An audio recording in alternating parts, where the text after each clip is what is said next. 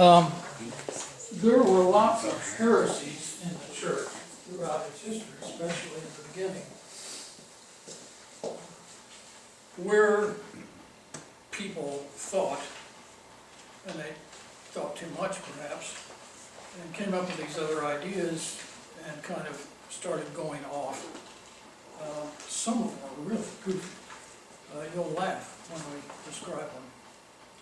But, and there were threats to the church, the development of the church, but I guess the other thing you could say was, by virtue of their occurring and the church dealing with those heresies, particularly some heresies, the church actually, that forced the church to formulate what it was and what it is.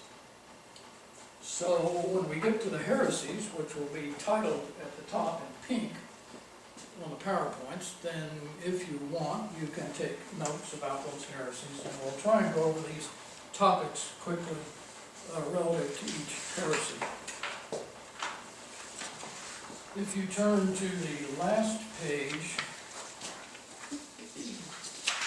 I'm going to encourage you to take notes on things of interest. The format for these lessons or the study will be kind of this.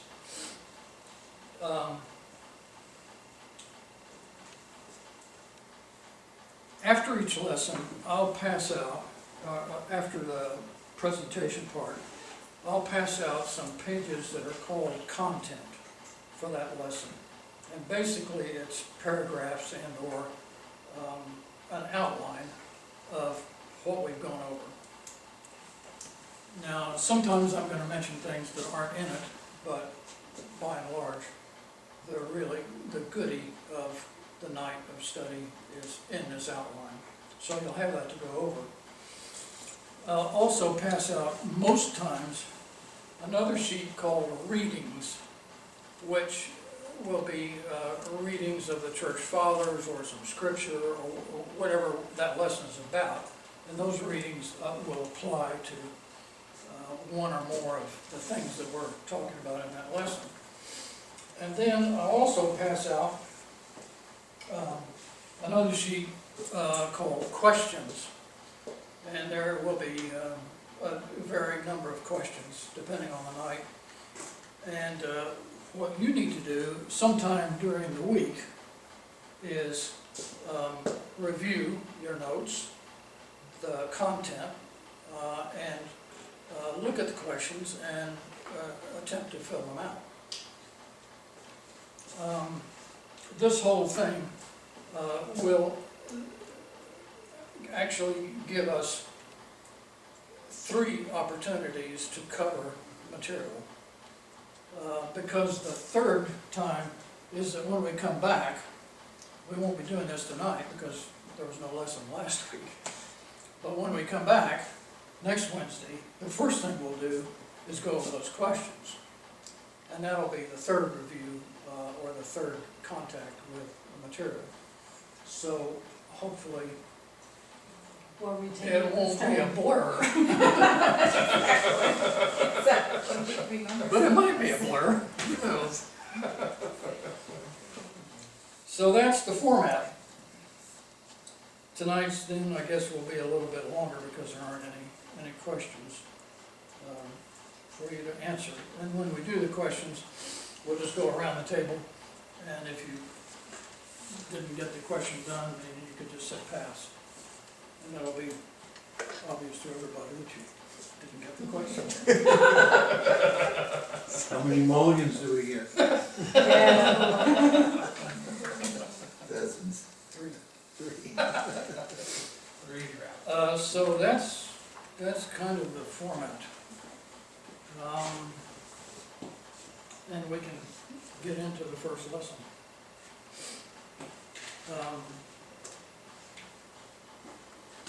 But before we get into the content, I wanted to go over a couple of things which I think it's important to understand about the early church. And we are studying the early church. How early or how late we go is another question, and I don't have the answer to that. It depends on when you fire me.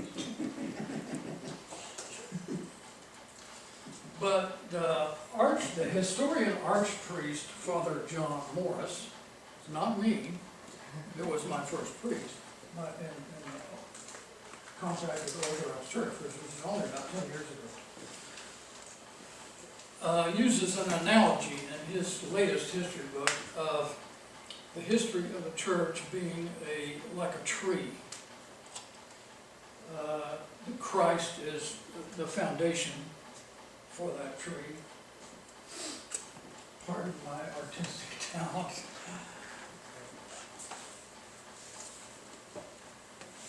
We can consider that the apostles are the roots of the tree. And we'll be dealing with the apostles, not tonight, but pretty soon. As we go climb up the tree, and we are going to climb this tree of history together, we're going to run into these little sprouts that's tried to come off, and those are the heresies. I'm kind of adding to Father John's analogy here. He didn't do this, but anyway, they're heresies. And the church struggled with some were so crazy they didn't have to struggle with them, and the church kept going straight. Along the way, and not just in this zone, but even up in here in almost modern times, and particularly down here, all through the history of the church, there were people who were very significant in terms of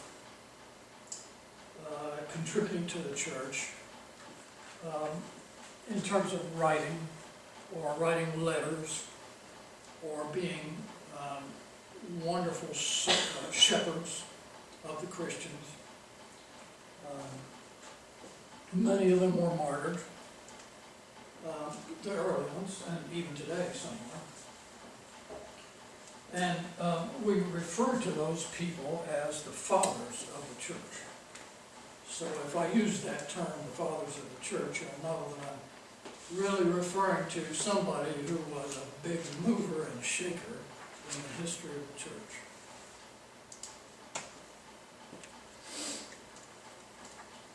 There's something else about the church that's important, and that is that if we go from the very beginning of the church up even to today, let's say, there is a thread of consistency, of constancy that's important to the history of the church. And I'll tell you what somebody else said it is. Up until a few years ago, when he died, one of the modern outstanding historians of, or theologians, not a historian, theologians, was Professor Yaroslav Pelikan. And he was a professor of theology at Yale. He died just a few years ago. He was born and raised a Lutheran, became, as I said, one of the modern, well-respected theologians. Just a few years before he passed away, he gave the commencement speech at a seminary, and I was present at that. And a seminarian asked him, Dr. Yaroslav, what about because he began to study really church history, Pelikan did, kind of later in his life, as opposed to theology. And the seminarian said pretty much, what was it about the church history that really struck you? And his response was something like this. What really impressed me the most throughout the history of the church, and in fact it resulted in him becoming Orthodox, okay, was that I realized that since the time of Christ, every day consecutively, thousands and thousands of people all over the world gathered around the bread and the wine and partook of the blood and body of Christ.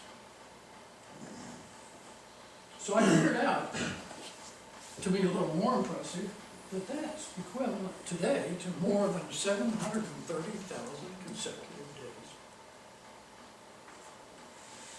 And that act, he believed, was a central part and a very consistent, unchanging part throughout the history of the church. Another thing that I wanted to touch a little bit on is the phrase, the mind of the church. It's a little bit strange, but if you do any reading about early church history, you'll run into this, the mind of the church. What is the mind of the church? Does the church really have a mind?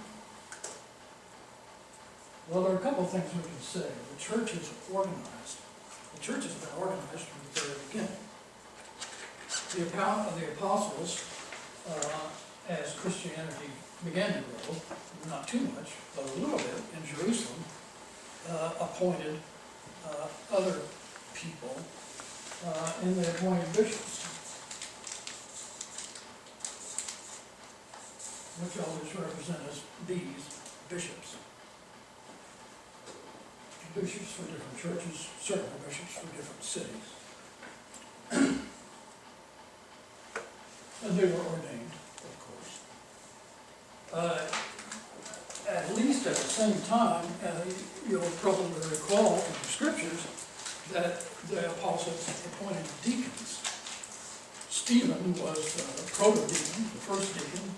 At the time that they appointed him, as I recall, they actually made 7 deacons in the beginning. Because the deacons were there to serve particularly the widows and the poor. So there were deacons. As Christianity began to spread, the bishops couldn't be everywhere. There were multiple churches and cities, and so they began to appoint or ordain priests.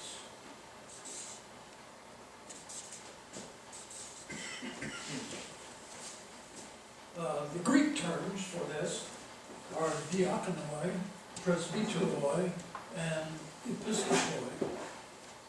You've heard that. But the point is that there's an organization, and there were all other kinds of people who were laity, who were in the churches too, like subdeacons and taper bearers and deaconesses and candle bearers and all kinds of stuff. But the church from the very beginning has had kind of a hierarchy. The church is also conciliar. And just to backtrack a little bit, there might be bishops in different cities, Alexandria, Carthage, Idumea, Edessa. As Christianity particularly began to spread, there was a need even for a little bit more organization.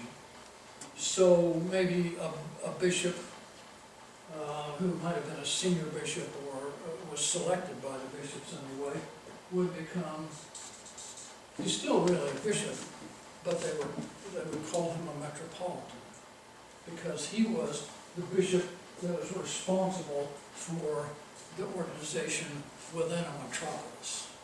So this happened first in the really big cities. And then as Christianity spread even more, there was a need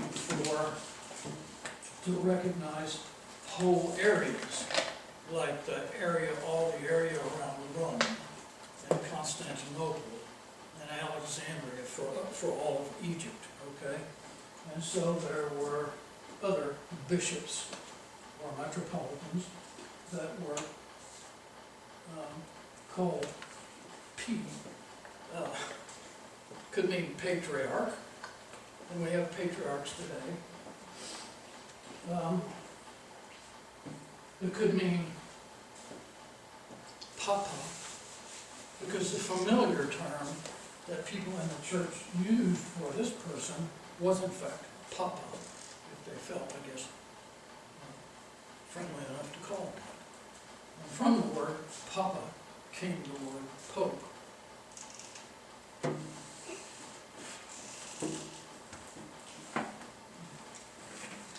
So the church is conciliar, and if you may remember that the first council, and conciliar means that it works by virtue of councils, it makes decisions by virtue of councils. Who of these people, and including the laity. And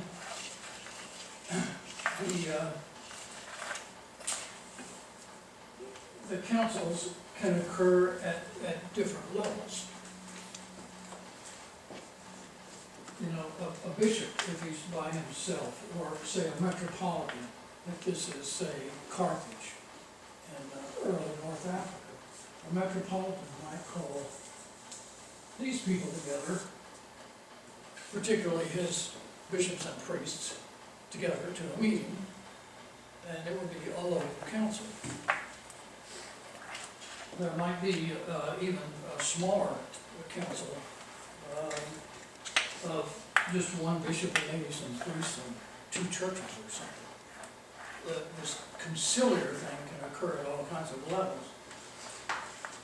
There can also be a council that includes this patriarch and all the other patriarchs, and all the bishops and all the metropolitans from all over the world. And there were 7 of those in the history of the church, and they are called ecumenical councils. And we need to look at those as time goes by.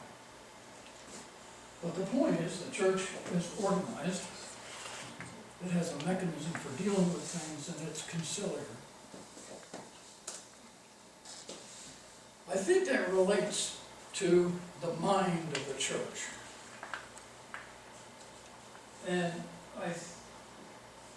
my words are that perhaps then, given these things, the mind of the church is the guiding of the church by the will of Christ through those who throughout its history have achieved and maintained communion with Him.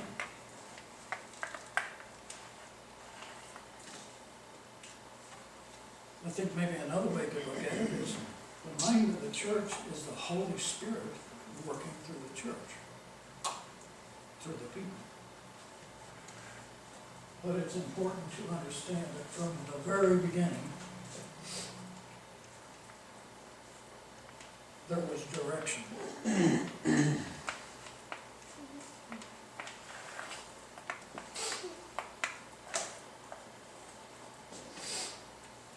Okay, off on the history. And I think that it's important to understand the social and the political, particularly, environment into which Christ came and into which the apostles were established.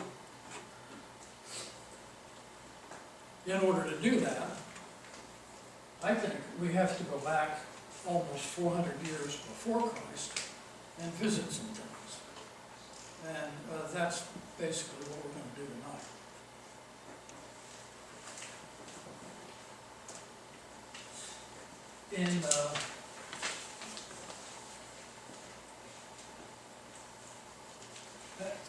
You have to kind of imagine this, but this is just a small piece of the earth, okay? Down here is North Africa. Carthage and Egypt and Alexandria will be there. Up here is Persia. Over here is Rome and Italy. Up north of that is Macedonia and Armenia, and if you get up even further north, you get up close to the Danube River, you're in Europe. Bulgaria and those places. Well, Alexander the Great, and we're talking about the Greek Empire, but Alexander was a Macedonian, had grown this empire way up to the Danube River. That included Italy, Macedonia, some of the central European countries. And in 331, he expanded it into Persia and Egypt. He created the city of Alexandria, which is on the coast. And in order to do that, he came down through here into that region.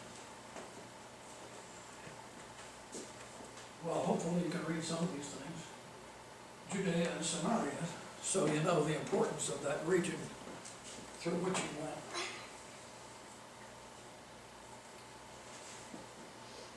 And that was basically the apex of the Greek Empire at its height.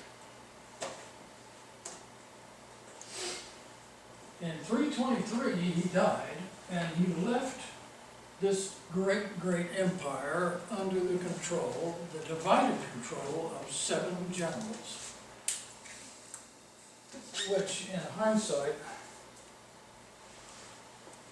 was probably a really dumb thing to do. And when we get to Roman history, we're going to see that the Romans did the same thing at one point in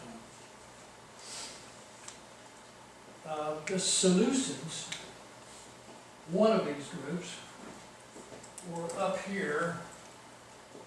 This is Damascus, so this is Syria today.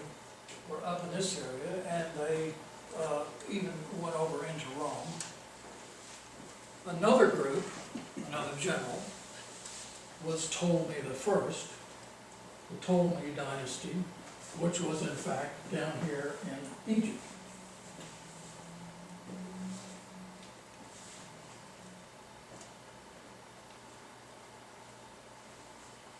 Well, it didn't take very long, okay, before Ptolemy the First down in Egypt comes up and annexes Palestine, which was really under the control of another general. So it starts right away.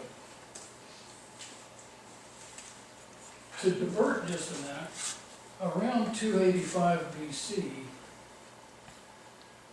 and sometime before that, Alexander had collected 70 Jewish scholars and had them go to Alexandria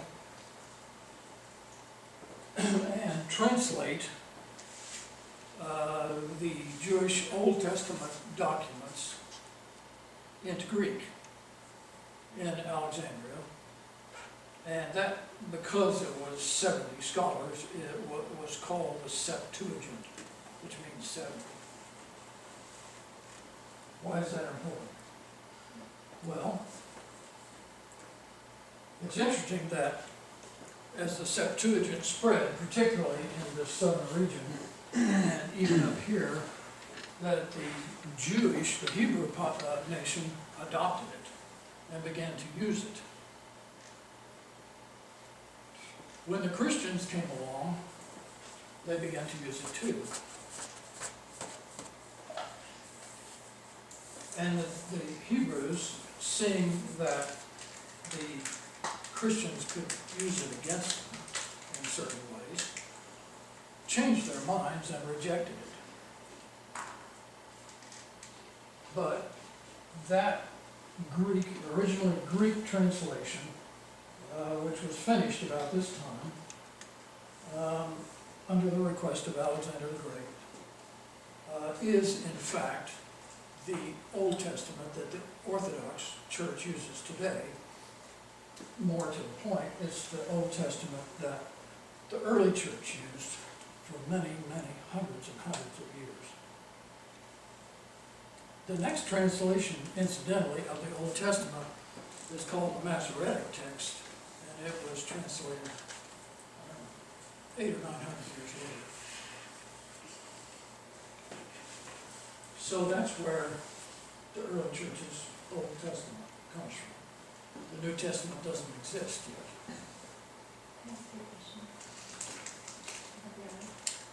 I have a question about Alexander. Was he Jewish? Why didn't he have the scholars translate it then? Like, why did he, I don't know, why did he do it? That's a wonderful question. Because it ties right into this word, okay? That was the Greek Empire. It had taken in all kinds of other nations, including the Jews. But it wanted to be Greek. It spoke Greek. It encouraged people to use the Greek language. They worshipped the Greek gods. They were polytheistic.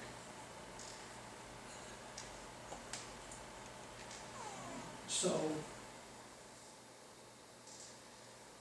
if people were going to read it, it would be primarily people who spoke Greek. And as this evolved, this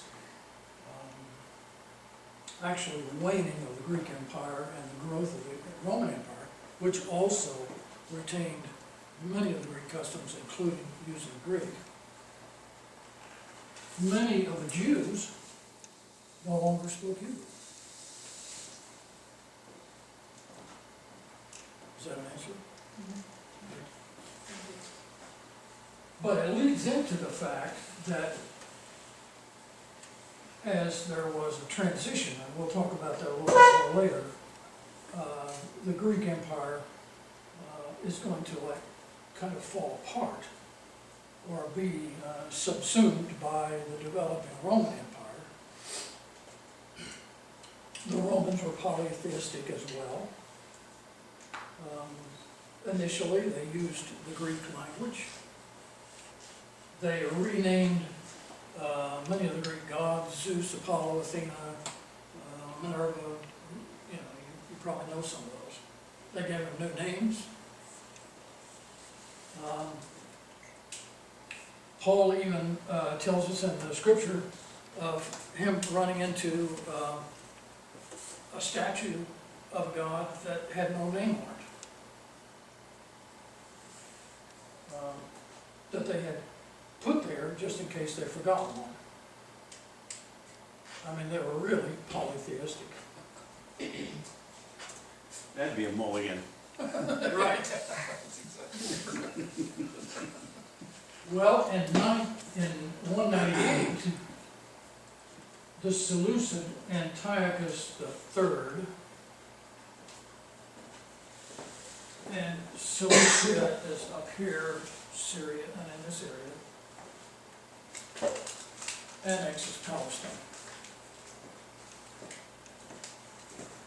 Takes it away from Ptolemy the First. By annex, you mean they actually marched down there with armies and Exactly. took. Exactly. Right. His successor was Antiochus IV, also known as Antiochus Epiphanes. Well, in 169, he goes to battle with Ptolemy in Egypt. So his Seleucid army obviously comes down through the Jewish nation on its way.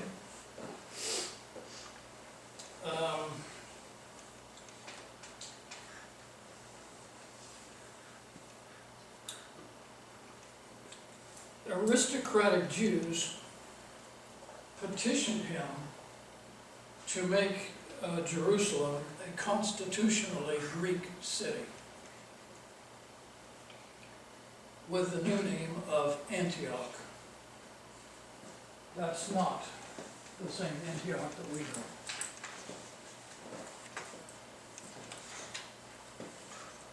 So there were Jews then who were in favor of what was going on. They were in favor of being Hellenized, of becoming Greek. Probably many in favor of polytheism. They were in favor of the empire.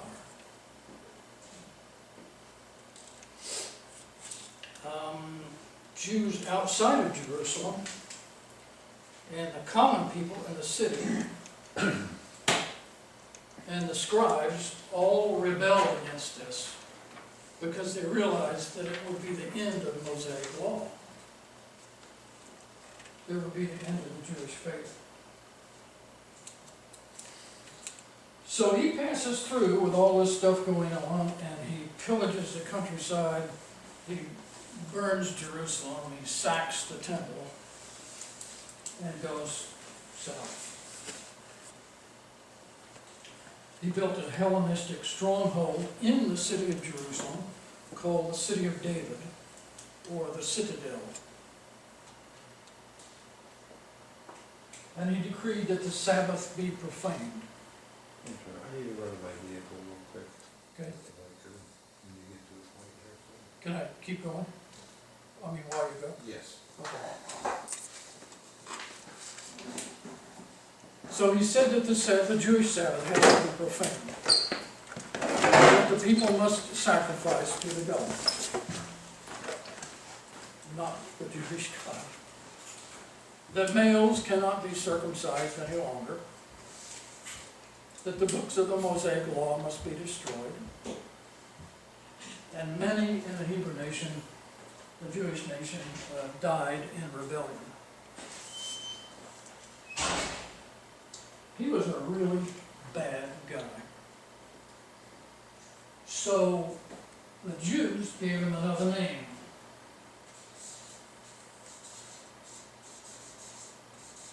Kind of playing on the word Epiphanes.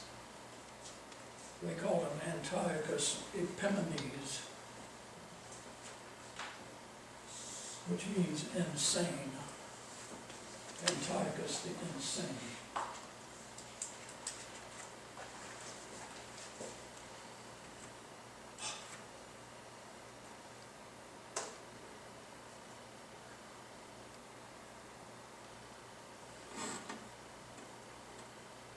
It's not where that was.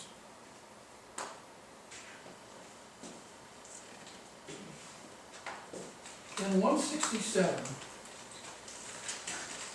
Antiochus Epimanes ordered that a sow be sacrificed on the altar in the temple in Jerusalem. There was a prominent Jew that was well respected, had a large family. He lived in Modaim, which is right there. It's on the map. Not too far from Jerusalem. And his name was, what was his name?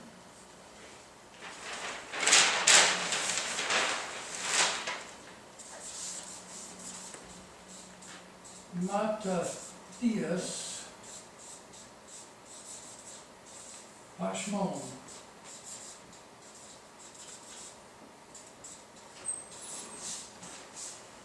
In English, it's almost easier to spell. Hebrew. A well-respected man of the, what you could call the Hasmonean family. Would you?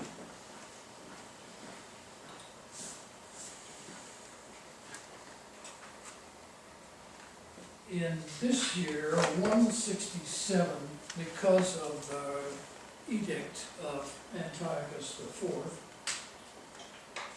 a man went into the temple to sacrifice a sow on the altar. Matthias Hashmon was there, and he did a terrible thing. It's in the readings that you'll have. So you get more detail, but basically, he killed the man on the altar. And he said, and his own words are in the readings, but to paraphrase it, I will not give up the Mosaic law. Those who want to follow me, come.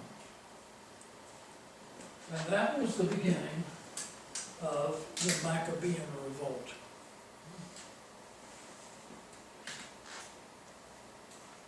Why were they called Maccabean?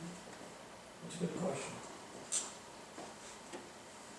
Because very early on in the Maccabean revolt, the father, Mattathias Hashmon, died, I think of natural causes. He appointed Judas, his son, as the leader, and Judas took the Greek name Maccabeus. So you can call it the Maccabean revolt, or the Maccabean family. You can also call it the Hasmonean dynasty, which you refer to sometimes. It's the same thing. This is Hebrew. This is Hebrew, that's Greek. Well, the Seleucids immediately attacked with an army starting in 167. And this Maccabean revolt lasted until 104 BC in different forms. But the Seleucids attacked from the north with an army that was 6 times bigger than the army, the little army that the Maccabeans had been able to put together. It occurred in 167 at Emmaus, which is on here somewhere. Right here, just due south of Modaim. And guess who won? Judas Maccabeus. He defeated an army 6 times larger, and it's also worth remembering that the general at this battle was named Lysias on the enemy side, or Lysias. Well, that was pretty encouraging to him. So, in 164, Judas Maccabeus attacked the city of David, that Hellenistic outpost that Epiphanes had created in Jerusalem, cleansed it of all the Gentiles. He restored the temple, he rebuilt the altar, and he began for the first time an 8-day festival of dedication of that restoration. Anybody know what that is? Hanukkah. It's celebrated every year today in the Jewish nation.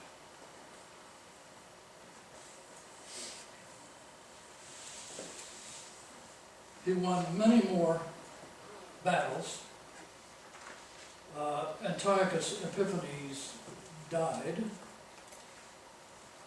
Interesting circumstance. His death is recorded in the readings that you will have to read.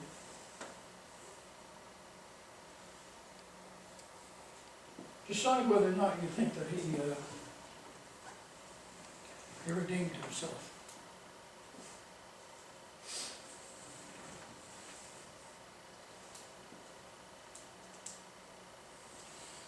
From 164 to 64, even past this, it seems to me that it was just madness. People were fighting and murdering and killing each other.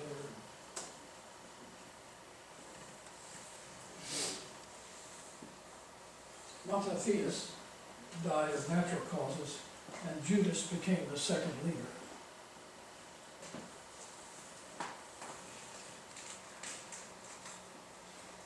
Antiochus Epiphanes had a horrible death,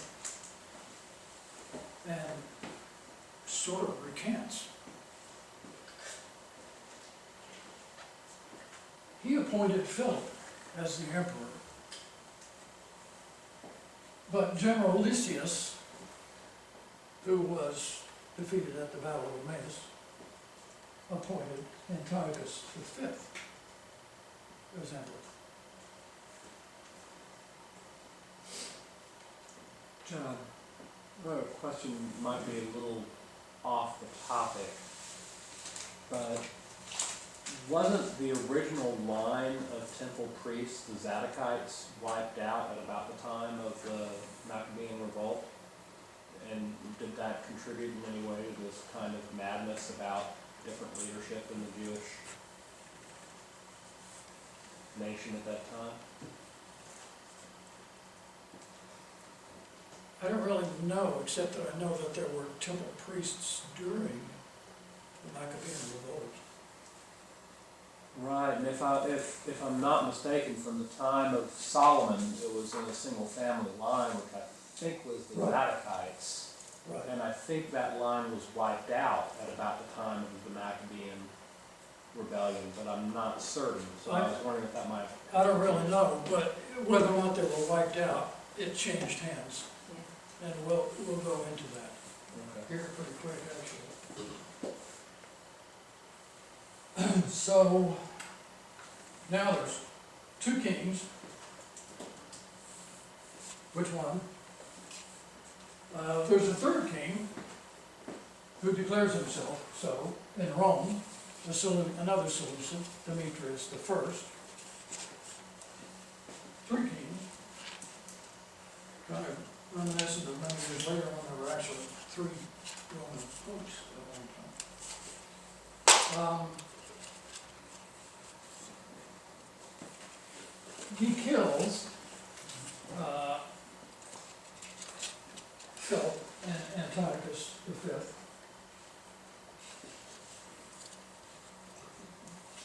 Judas establishes Maccabeus peace with the Roman Senate. But Demetrius ignores what the Senate's decision was and sends 22,000 troops to defeat Judas and, in fact, kill him. And he appointed, before he died, Jonathan Hashmon, or Maccabeus, as the third Maccabean ruler. Demetrius and Alexander,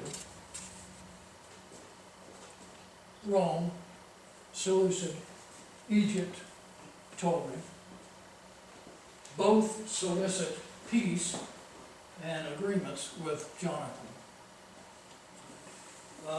Demetrius, Egypt, Demetrius, Rome, exempts the Jews from taxation, provides an annual stipend for maintaining the temple, and makes Jonathan governor and high priest.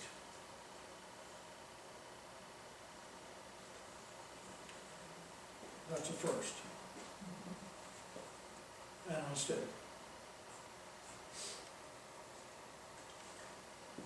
Alexander kills Demetrius,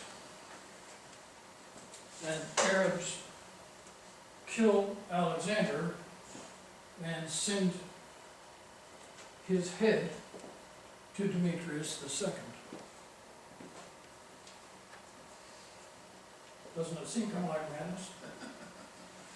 Demetrius makes an alliance, this Demetrius, with the Maccabees. And then under siege at Antioch, he calls for Maccabean troops. Antioch in the north. And the Maccabean troops go into the siege to rescue him, which they do. And he immediately breaks the alliance and sends a general to trick and kill Jonathan, which he did. And Jonathan appoints his other brother, Simon Maccabeus, as the fourth leader. Simon makes an alliance with Demetrius II, secures Palestinian lands, and is honored by Rome and his own people. And he too is made not only leader, but high priest by Demetrius II. So basically, you've got a king and a high priest in one person. The governor of Jericho decided that he wants to control Judea, which is a part of this unified under the Maccabees.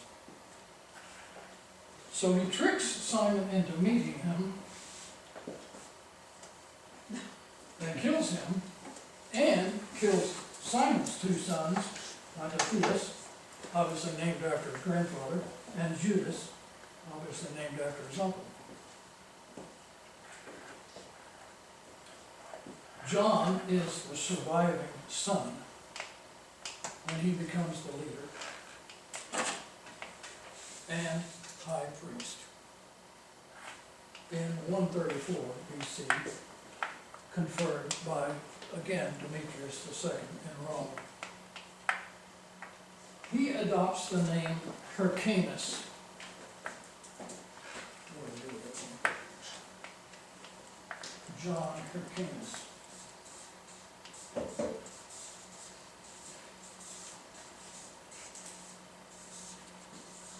Again, a Greek name. Greek all over the place.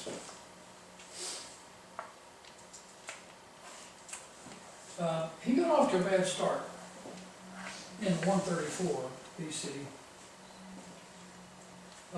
In 133, the Seleucid Antiochus VII, down here, marched into Judea and laid siege to Jerusalem for a year. And there was a terrible food shortage, and people in Jerusalem were starving.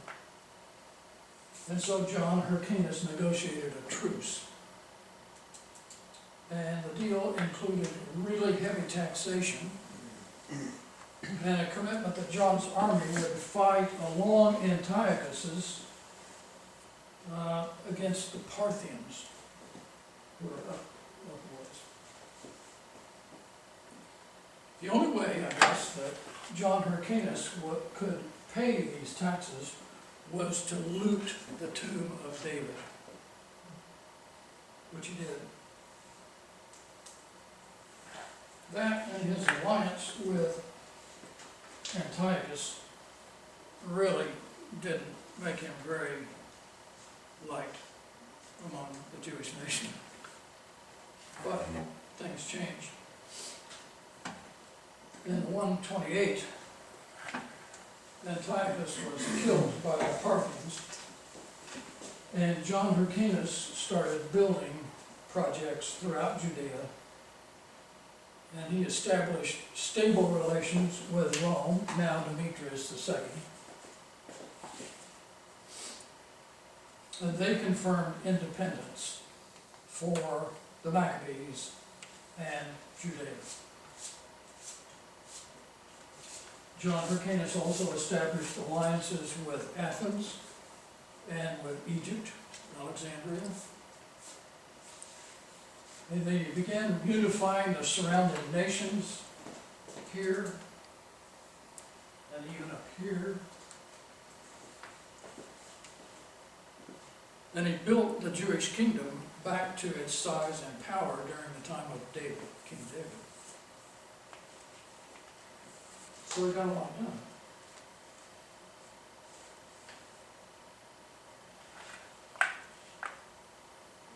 I guess the point other than methods.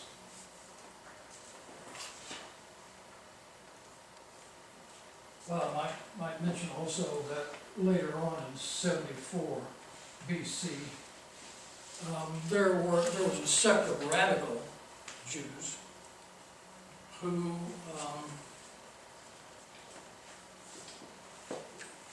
would not accept Hellenization, would not accept taxation, would not accept the Roman gods, what the Greek was. But they also were many times assassins. They gathered at a place which is down here called Masada, which is a huge hill that's flat on the top. And the Romans in 74 BC basically surrounded it and held it hostage until all the people on the top of Masada killed themselves.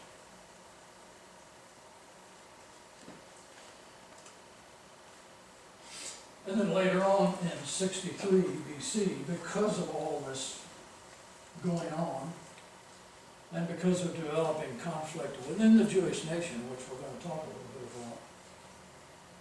about, the Romans actually laid siege to Jerusalem. And that was pretty terrible. You're going to get to read some of that stuff if you can. And that's next week. But other than just realizing that there was all this conflict on a national basis, and a lot of it between the North and the Seleucids and the South and the Ptolemies, and competition between these guys that just wanted to take over everything and didn't care probably about the Jewish nation. The Jewish nation was in the middle of all of that. And they had their own conflict because there were the Maccabees revolted against the Jewish establishment. So there were people that were pro-Maccabean, that'd probably be a good side to be on, and there are people that were anti-Maccabean.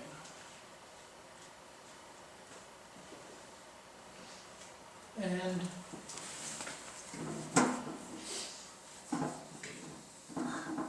with time, the pro-Maccabees became known as the Pharisees.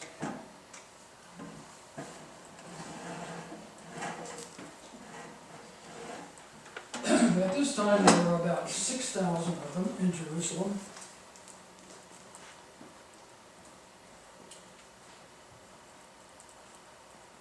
They believed in the free will of man, the immortality of the soul, the resurrection of the body. They believed in a future life, that is, after death, after repose, and that future life is either a reward or a punishment for the way you live on earth. They believed in angels and demons. They believed in something called oral law, which was developed in Babylon during the captivity and in Jerusalem. It's traditional Jewish law other than the Old Testament law. And we'll visit that. Pharisaism was conformity to Mosaic law. A grace extended to those who followed Mosaic law, and the absence of grace extended to those who didn't. They also believed that the common man was, by and large, too ignorant to understand the law.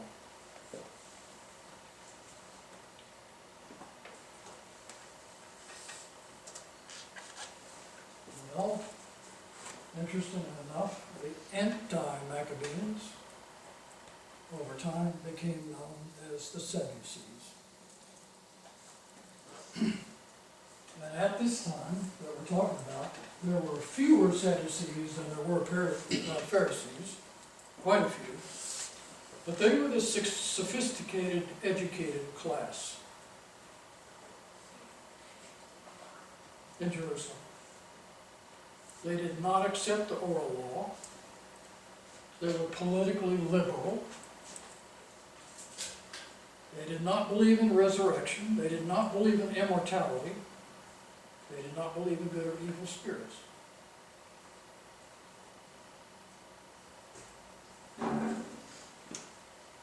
So, one of my purposes in going through all this, other than to show kind of the political situation, is to show the origin of the two major parties that were in existence at the time of Christ, and kind of what they were like and where they came from. There were some other groups. There were the Essenes. There were about 4,000 of those. They believed in a simple life. Many of those people were celibate. They believed that the Messiah was coming soon. And they believed that temple worship and Jerusalem in general were polluted. And by and large they left. And they established settlements on the coast. And what was it, 1947? Somebody, an Arabic boy, found a cave and found parchment of scripture that the Essenes had put there. The Dead Sea Scrolls. There were the Herodians. And the Herodians, I mean, they named themselves, I guess, after Herod. They were supporters of Hellenization, of Herod, of Antiochus, and all, and of the Roman establishment.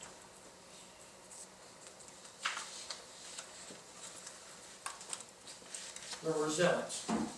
Those were the people that all were destroyed at Masada, the last of them.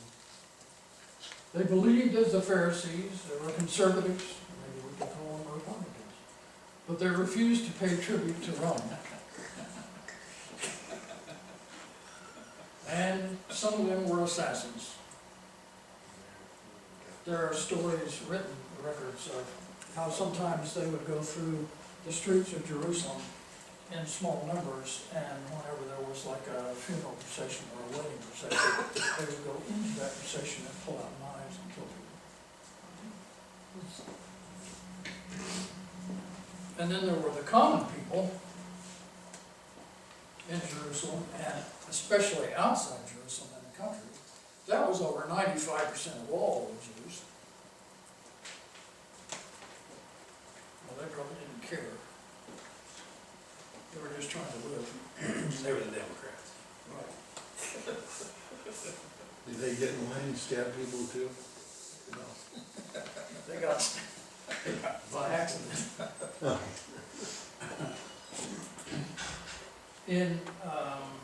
At the end of his life, John Hyrcanus decreed a separation of the high priesthood from secular authority.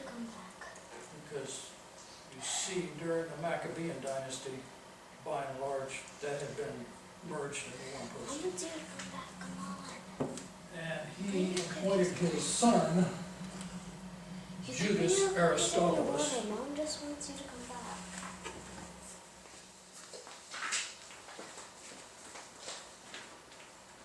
as the ruler.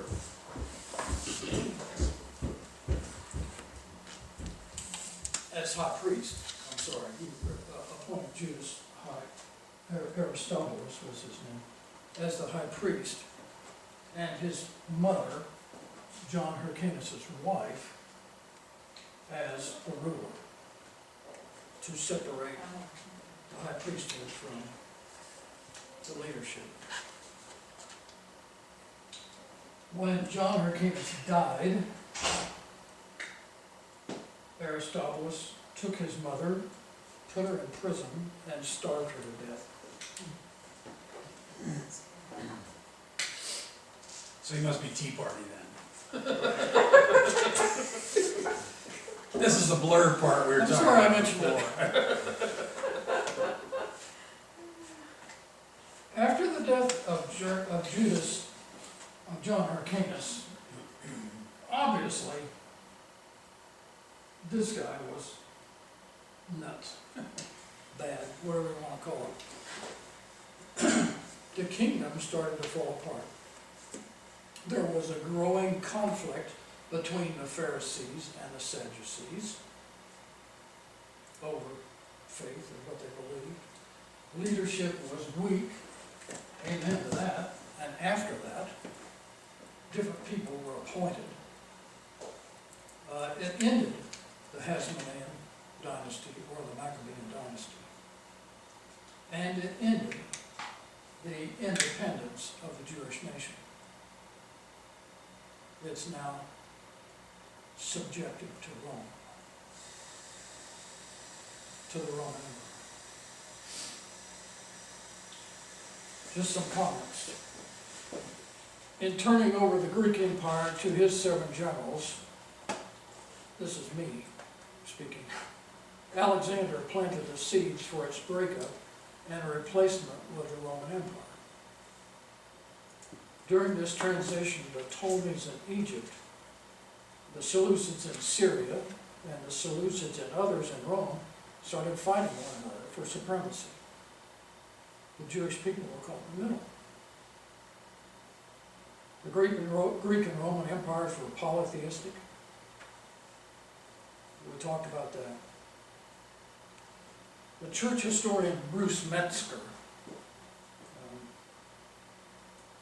I don't know when he died,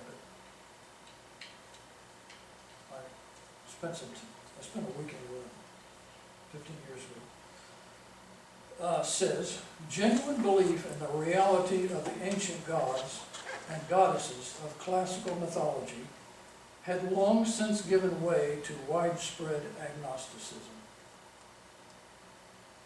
Skeptical materialism, this is not his quote, skeptical materialism, superstition, astrology, mystery religions of the East were present in the Roman Empire.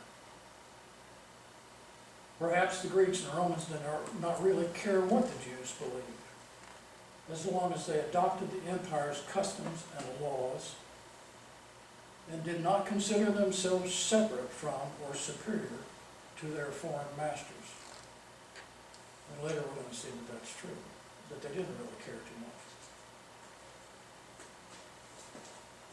much. Come here, bow down before this Roman god and burn a stick of incense, sacrifice to it. Then you can go off and do whatever you want. You can be a Buddhist. You can be a Christian. You've just subjugated, shown everybody that you're subjugating yourself to a part of the Roman Empire. That's it.